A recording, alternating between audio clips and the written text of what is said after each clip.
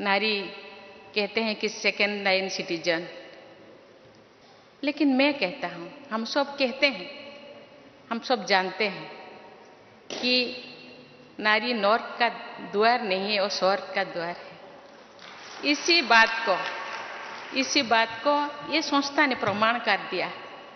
ये संस्था का जो भी चीफ होते हैं, चाहे सेंटर हो, चाहे गीत पाठशाला हो, चाहे सारा विश्व में जितने भी सेंटर्स है, उसका लीडर होते हैं महिलाएं और बहनें।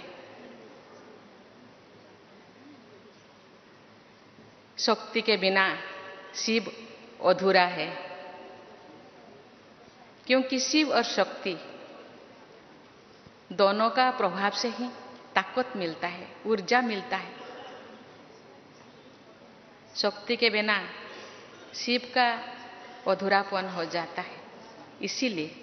इसीलिए ब्रह्मा बाबा ने एक शक्तियों को आगे रखा और जानते हैं कि ये महिला शक्ति के प्रतीक है, ये तो सर्वं स्वाहा है। सुख, शांति, आनंद और प्रेम का ये जीता जागता ये मिसाल है। कोई बोलने से, कहाँ किताबों में लिखने से वो चीज तो बदल नहीं जाएगा, लेकिन आज लोगों की मानसिक स्थिति को बदलना जरूरी है और बदल भी चुका है। आज चारों तरफ ये है, भारत में ही है नहीं, सारे विश्व में कहते हैं महिलाओं को आगे लाना होगा। और समझते हैं आज नेगेटिविटी इतने बढ़ने का एक ही, मुझे बहुत सारे कारणों से एक ऐसे रीजन है, क्योंकि हम लोग महिलाओं को नेग्लेक्ट करते हैं। महिलाएं आगे आना चाहिए। आज चारों तरफ आरक्षण के लिए नारा लग रहा है। पॉलिटिक्स में आरक्षण, नौकरियों में आरक्षण और हर चीज में आरक्षण चाहिए महिलाओं को। लेकिन मैं जानती हूँ महिला के अंदर इतना पोटेंशियलिटी है। अब आज हम देखेंगे तो हर जगह, अभी बॉर्डर सिक्योरिटी में भी वो ऐसा काम करते हैं जो भाई लोग नहीं कर पाते।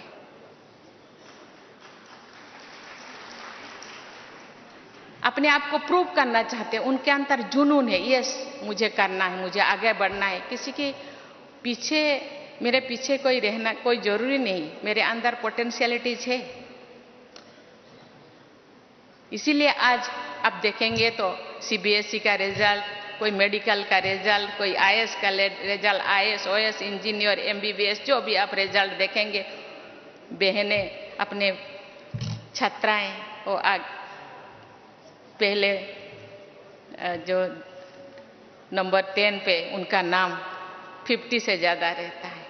अपने आप को प्रूव करना चाहते हैं, हम पीछे नहीं है, हम आगे हैं, आगे बढ़ सकते हैं, जा सकते हैं। इसीलिए ये जो संस्था, ये जो इतने सारे संस्थाओं को एक सूत्र में बांधना, कोई बाबा के भाषा में कोई मासी का घर नहीं है। इतने लोगों को इकट्ठे करना, मानसिक परिवर्तन करना, ये केवल ये संस्था महिलाओं के नहीं, समाज के हर वर्ग, हर श्रेणी को आगे लाने के लिए वो चाहते हैं। जो समाज के सब लोग आगे बढ़ेंगे तो विश्व परिवर्तन हो सकेगा। मुट्ठी भर मानव के साथ कोई परिवर्तन नहीं हो सकता, सबको आगे लाना होगा, आगे आना होगा।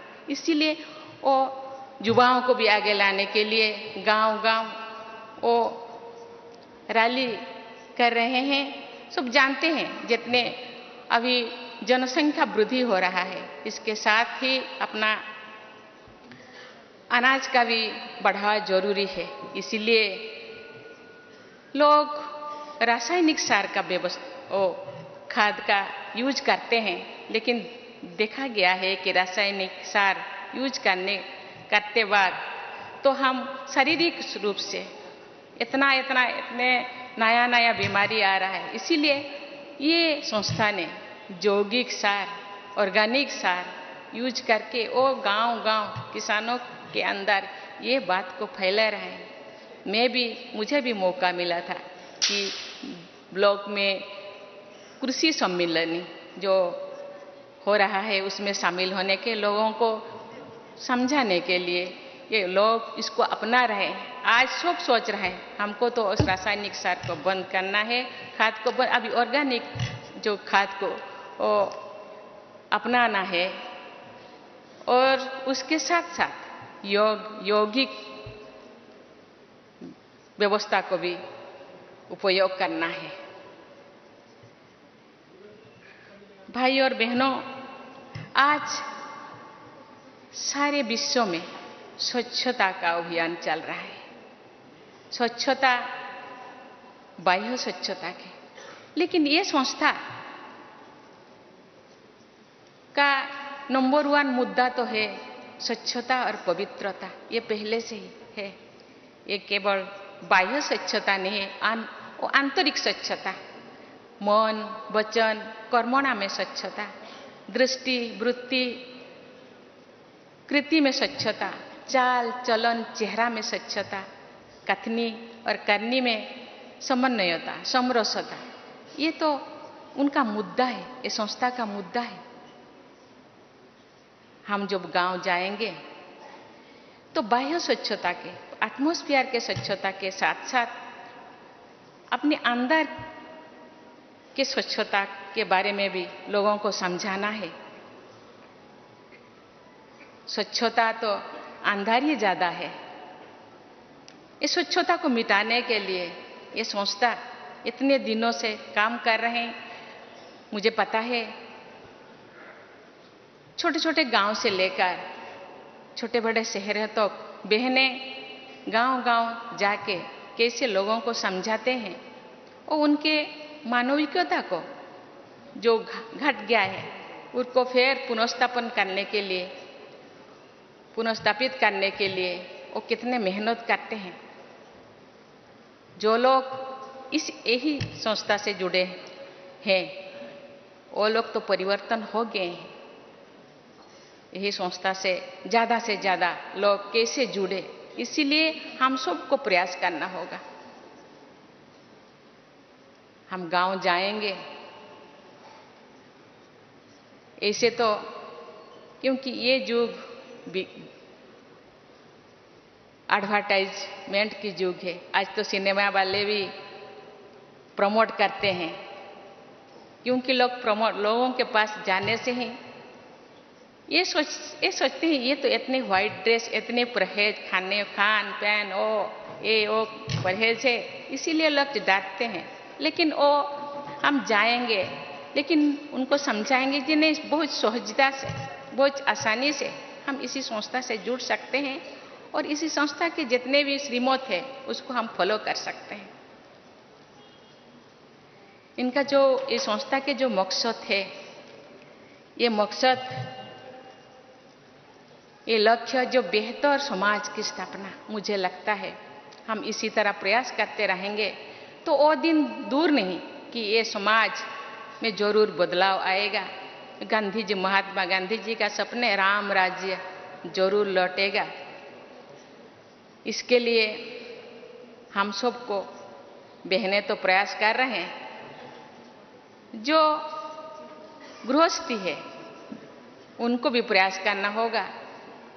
कहते हैं कि example is better than advice. अपने आप को एग्जाम्पल बनाना है। यस, हम कर सकते हैं। हम महाकाश पे जा सकते हैं, मिट्टी के अंदर जा सकते हैं, पानी के गहराई में जा सकते हैं। तो इतना सारा, इतने थोड़ा से काम हम नहीं कर सकते।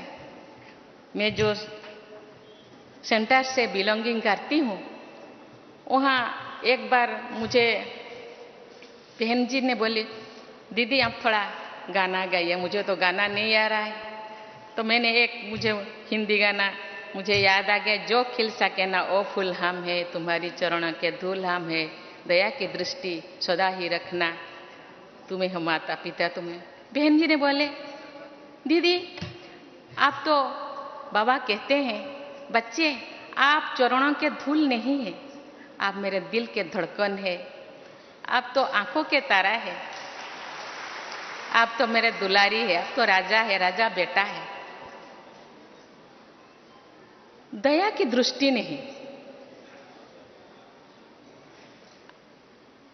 माता पिता अपने बच्चों को दया नहीं करते हो तो अधिकार से, अपना अधिकार है, मेरे जो पूछे वो तुम्हारे है, मेरे जो पूछे वो तुम्हारा है, उसको दया की कोई जरूरत नहीं। लेकिन जो बच्चे जो बिगड़ जाते हैं, माता पिता भी थोड़ा गुस्सा करते हैं, आपको कुछ भी नहीं मिलेगा, एक फूटी कौड़ी नहीं मिलेगा, लेकिन फिर भी मिल जाता है, क्योंकि हम सब लीगल हेयर है ना, बाबा का लीगल हेयर है, बाबा का जो कुछ है, बाबा में जो गुण है, जो क्वालिटी है, हम में भी वही क्वालिटी है, लेकिन उस क्वालिटी को पहचानना चाहिए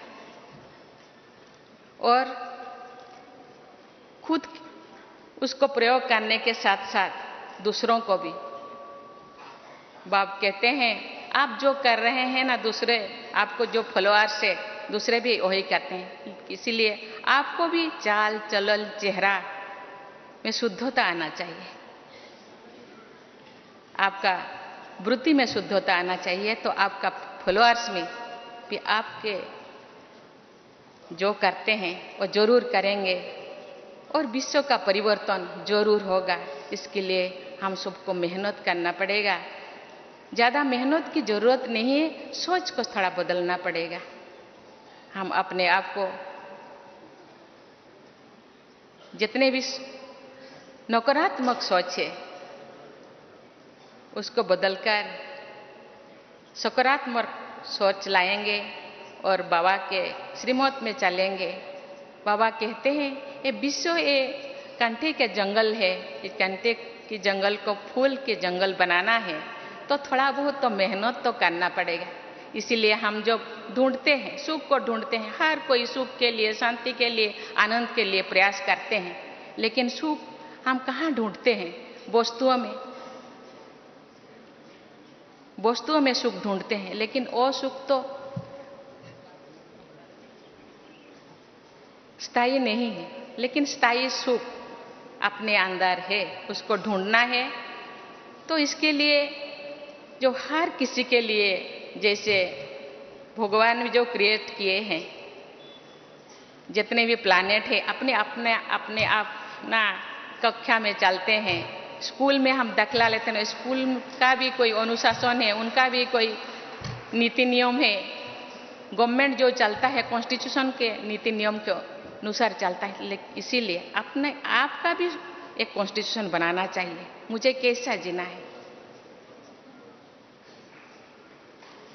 मुझे ऐसा जीना है कि मुझे देखकर बोले कि यस, ये जो कर रहे हैं अच्छा कर रहे हैं, इसीलिए इतने फॉलोअर्स है। लेकिन इसी बात को, इसी मैसेज को लेकर के हमको गांव को जाना होगा, लोगों के पास जाना होगा, जरूर परिवर्तन होगा और राम राज्य जो सपना है महात्मा गांधी का, वो जरूर वो पूर्ण होगा। और इस संस्था जो रूहानी संस्था जो पुनर्स्थापन, जो मूल्यों का जो पुनर्स्थापन करने के लिए जो सोच रहे हैं, आज चारों तरफ जितने भी यूनिवर्सिटीज है, यूनिवर्सिटी में आज वैल्यू एजुकेशन के बारे में सोचते हैं। आज थोड़ा बच्चे ये दुनिया के ये चाकचक्यों को देखकर थोड़ा रास्ता भूल गए, उनको रास्ता दिखाना हम सब का काम है। इसीलिए मैं तो गवर्नर तो चांसलर होते हैं, अपना जो स्टेट में 5 यूनिवर्सिटीज है मूल्य एजुकेशन या वैल्यू एजुकेशन के लिए, शायद नेक्स्ट अपना एकेडमिक सेशन से वो शुरू करेंगे और जरूर ये बदलाव आएगा। ये जो गीत है, हम होंगे कामयाब एक दिन, जरूर हम होंगे कामयाब। ओम शांति।